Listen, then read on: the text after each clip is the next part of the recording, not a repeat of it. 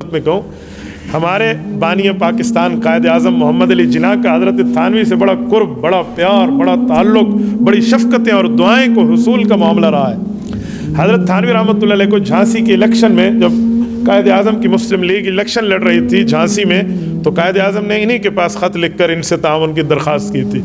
تو حضرت تھانوی رحمہ اللہ نے اس وقت دو قومی نظریہ پر کتاب لکھی تھی جو بعد میں ہمارا ایک ملکی بیانیہ بنا ہے۔ دو قومی نظریہ کا مطلب ہے کہ ہندو کا ایک اپنا کانسیپٹ ہے اور مسلمان کا اپنا تصور ہے۔ تو مسلمانوں کے ہاں جو غذا ہے گائے وہ ہندو کا خدا ہے، تو یہ ایک چیز نہیں ہو سکتے۔ تو اسی بات کو لے کر ملک پاکستان کے دو قومی نظریے کا ایک نعرہ بنا ہے، اس میں حضرت تھانوی رحمہ اللہ شامل ہے۔ قائد اعظم محمد علی جناح نے ان کو کہا تھا کہ آپ اپنے جیسا تو نہیں، چلو اپنے شاگردوں میں کوئی تگڑا بندہ ایک دو آدمی میرے ساتھ کر دے جو میری دینی رہنمائی کرے، اور پھر اگر ملک پاکستان ہم نے حاصل کر لیا تو اس میں ہم چاہیں گے کہ ہم اسلامی نظام نافذ کریں، تو آپ اس کے بارے میں ہماری کوئی رہنمائی فرمائیں۔ تو قائد اعظم اردو کم اور انگلش زیادہ بولتے اور سمجھتے تھے، ان کی زبان اکثر انگلش تھی۔ تو مولانا محمد علی جوہر رحمہ اللہ نے علامہ شبلی نعمانی کی کتاب الفاروق، جس میں حضرت عمر رضی اللہ عنہ کے پورے لاز کے پوری باتیں لکھی ہیں کہ لا کس طرح نافذ کرنا چاہیے قانون اسلامی، اس کا انگلش ترجمہ کر کے قائد اعظم کو دیا تھا۔ تو انہیں کہا جی میری زندگی رہی تو میں اسلاف عمر کو نافذ کروں گا۔ اور حضرت تھانوی رحمہ اللہ کہا کہ آپ ہمیں دو بندے دیں۔ تو حضرت تھانوی رحمہ اللہ نے جو دو بندے حکیم الامت نے دیے ہیں قائد اعظم کو، ایک علامہ شبیر احمد عثمانی رحمہ اللہ ہے اور ایک مولانا ظفر احمد عثمانی رحمہ اللہ حضرت تھانوی کے بھانجے ہیں۔ اور مولانا ظفر احمد عثمانی بھانجے ان کو بیٹا بنایا ہوا تھا حضرت تھانوی رحمہ اللہ نے۔ ان کی حضرت تھانوی کی اپنی اولاد نرینہ نہیں ہیں، بچے نہیں تھے ان کے۔ تو مولانا ظفر احمد عثمانی اور قائد اعظم محمد علی جناح کے ساتھ علامہ ظفر احمد عثمانی اور مولانا شبیر احمد ایسے ساتھ رہے ہیں کہ یہ بانیان پاکستان میں ان کا نام ہے۔ ہمارے ڈیرہ اسماعیل خان سے لے کر چترال تک یہ جو صوبہ سرحد تھا، north west frontier province NWFP ہمارا، جسے ہم آج خیبر پختونخوا کہتے ہیں، اس صوبے کا الحاق جو ہوا ہے نا ملک پاکستان کے ساتھ، یہ علامہ شبیر احمد عثمانی کے ایک وزٹ پر ہوا ہے۔ انہوں نے یہاں سے لے کر آخر تک چترال کی فلک بوش چوٹیوں تک جو ہے نا وہاں پر دورہ کیا اور اس کو پاکستان کا حصہ بنوایا۔ اور علامہ ظفر احمد عثمانی نے مغربی پاکستان، مشرقی پاکستان، اس طرح کے علاقوں میں ساتھ دیا۔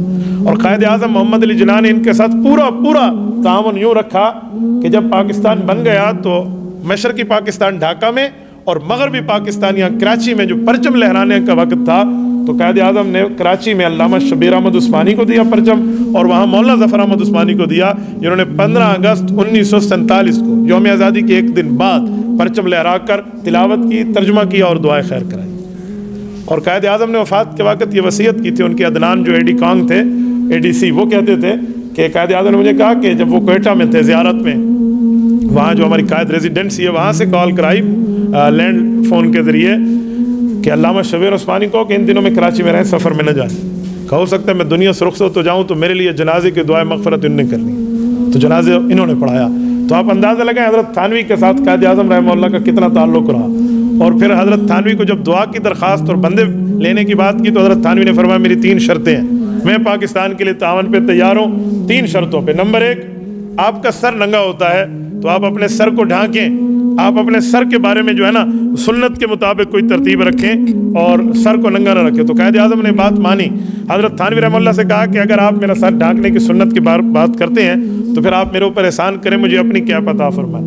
تو حضرت تھانوی نے جو اپنی ٹوپی دی تھی، جسے آج دنیا جناح کیپ کہتی ہے، یہ تھانوی کیپ ہے، یہ انہی کی ٹوپی کو قائد اعظم نے سر پہ رکھا۔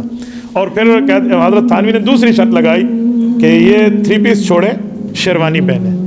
تو وہ پینٹ شرٹ کو اچھا نہیں سمجھ کے دعا کر رہے تھے نا، تو قومی لباس بھی یہ شیروانی بنایا ہے۔ قائد اعظم نے بات اتنی مانی اور خود بھی آخری دنوں میں دیکھیں نا انہوں نے شیروانی پہنی ہے۔ اور تیسری شرط کہی کہ رسالت مآب صلی اللہ علیہ وسلم مفتوحہ علاقوں میں اپنے ہاتھ میں عصا رکھتے تھے۔ یہ دکھائیں جو آج ہم جمعہ میں اپنے ہاتھ میں یہ عصا پکڑتے ہیں نا، یہ خطبہ، یہ مفتوحہ علاقوں میں، فتح شدہ ایریا میں رسالت مآب علیہ السلام کے ہاتھ میں بعضوں کا عصا ہوتا، بعضوں کا تلوار ہوتی۔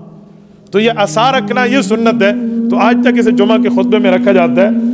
تو انہوں نے عصا کا، قائد اعظم کہا کہ آپ اپنے ہاتھ میں ایک اسٹک اور ایک لاٹھی رکھیے، تو یہ بھی اپنی لاٹھی بھجوا دی، جو آپ آخری قائد اعظم کے پکچرز میں دیکھیں نا، جو ان کے ہاتھ میں یہ ہے نا عصا، یہ حضرت تھانوی رحمہ اللہ کا دیا ہوگا۔